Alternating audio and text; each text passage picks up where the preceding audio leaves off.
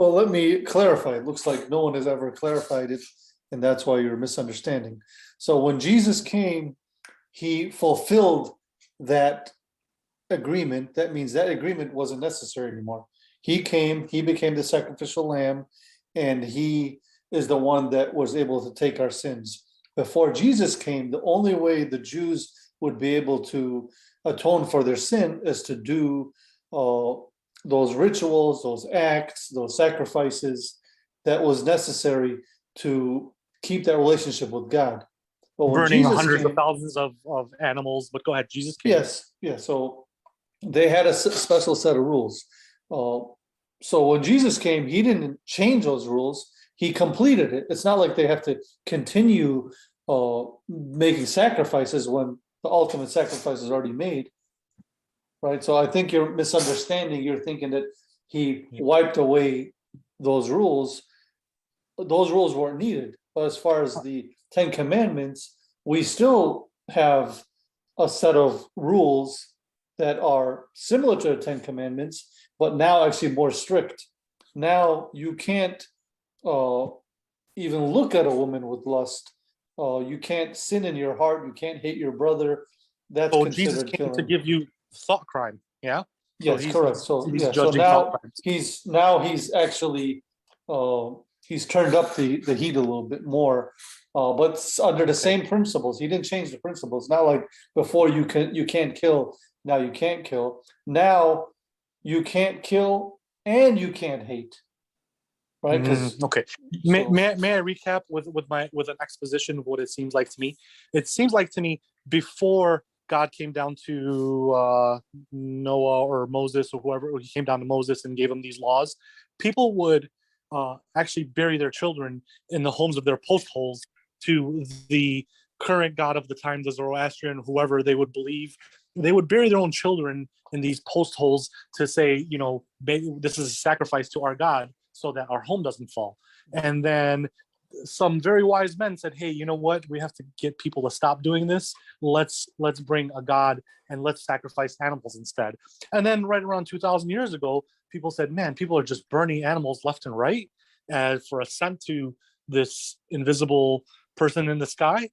And we need to change that. So they said, oh, let's replace it with this Jesus character. And he's the final lamb, the final sacrifice. So people would stop burning animals for no reason at all.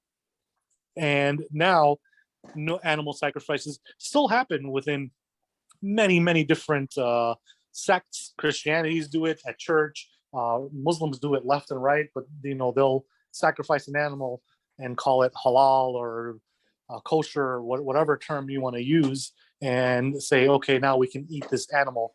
That sounds like what happened. They just replaced one sacrifice for another sacrifice for this last Jesus sacrifice person you've invented.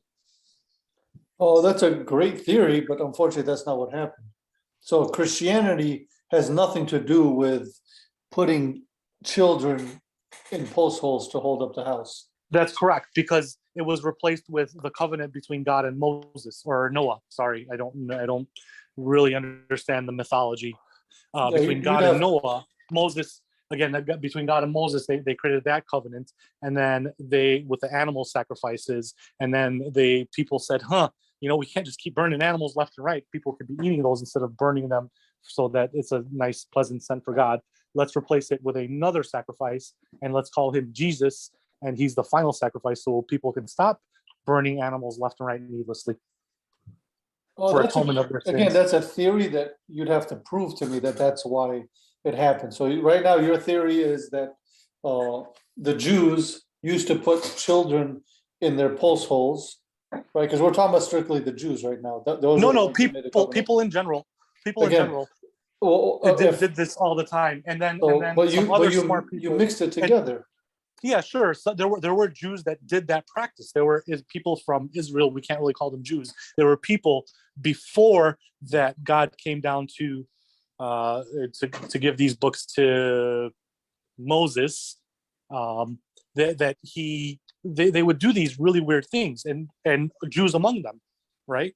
And they said, okay, we got to stop doing this. So I don't know if that's right. You're saying it's right. I don't know if the Jews before Moses used to put children in post holes. That's something you're saying that I can't. You'd have to Well, verify that. they to did a lot do. of sacrifices, right? They did a lot of sacrifices. So they said, we need to structure this because we want to live in a society, and cities started forming. They said, hey, let's have animal sacrifices instead and say it's pleasant. And let's make sure these people donate it to the synagogues, 10% of what they have. And this way we can build an infrastructure, kind of like a government taxes people. So, let's donate it to the synagogue and we'll handle that. So they would, skim Yeah, off the but top of 10% of everybody's earnings. And then they said, okay, people are just burning animals left and right. Let's replace it with this Jesus character and let's add some new morals and update what this guy that's been around for 13.6 billion years decided to give just to this one tribe for this generation. And, for now, I guess my question is, you've convoluted it so much. The Israelis, Jews today, are they still bound by the 10 Commandments? of course. But so there's different rules till this day. Even Jesus came, and 2,000 years ago, the past 2,000 years, the Israelis still are confined Yeah, I by mean, the Ten we Commandments, all and know. they can't wear two different types of clothes with two different materials. Sure, they still are bound by that law because they have not accepted Jesus. But let's go back a little. Let's go a little backwards. So we need to shift your thinking a little bit. So, My thinking isn't the one that needs to get shifted. or Carry maybe I on. need to think like you. So somebody's got to shift their thinking. So what you're saying is the Jews were putting their kids in post holes, and then people decide, hey, wait a second, we can't do this anymore. So it must have been a group of people, some elders or some wise men in the Jewish